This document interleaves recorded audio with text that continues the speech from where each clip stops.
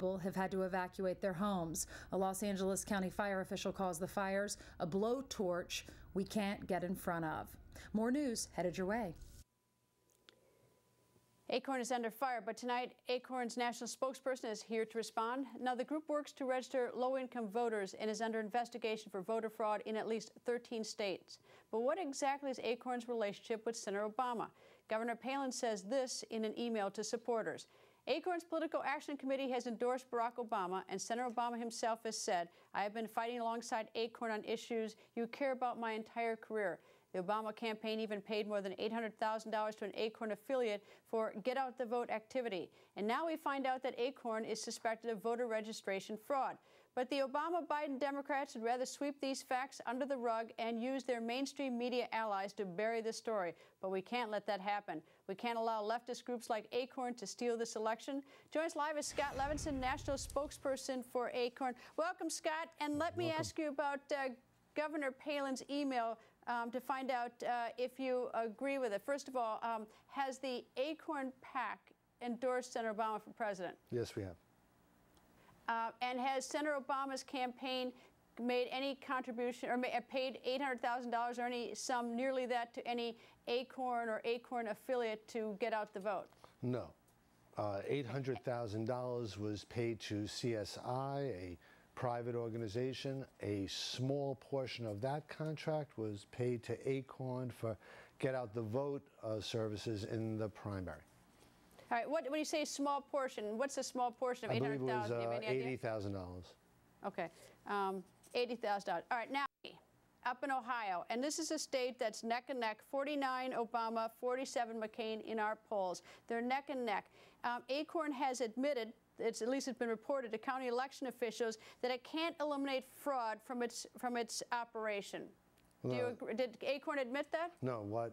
In fact, this is a real important point. So, one, thank you for having me on. But it's important that the viewers, I think, hear the story of what's actually happened here. We registered nationwide 1.3 million folks over an 18-month period, employing some 13,000 workers during that process. And during that time, on a weekly basis, a bi-weekly basis, we identified and tagged potential problem voter registration forms. At that time, we notify local boards of elections of those problematic forms.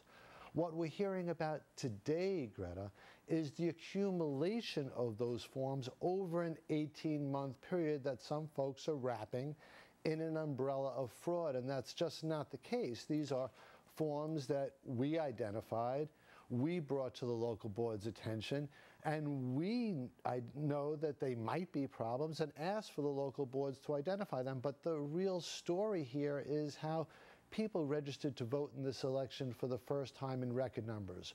Poor folks and inner city folks and young folks registered in record numbers, Greta, and we're kind of proud of that work.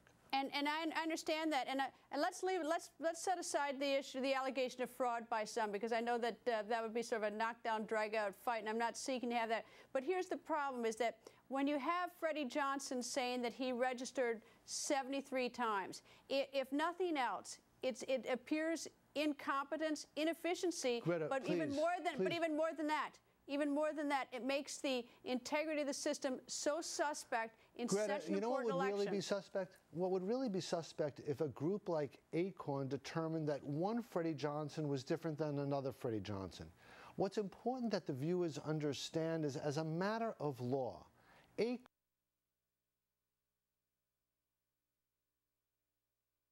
is required to turn over all forms to the local boards of elections. That's a requirement of law. We take a form, Greta, and we give it to the local board, and that's a requirement that we do what we were supposed to. Scott, if you flood a local board with defective registrations, you're going to make it virtually impossible to ferret out problems. Greta, isn't it more important that 1.3 million folks are excited about this election in ways they never were before? Isn't it important to stress? Can I tell you, you know what? I'll be the first one to march right alongside you and say each person gets. Stop. But it's important that we're talking about less than 1%. No, you're missing. I'm sorry. No, you're missing the point. Is that I'll be the first one to march alongside you. One person, one vote.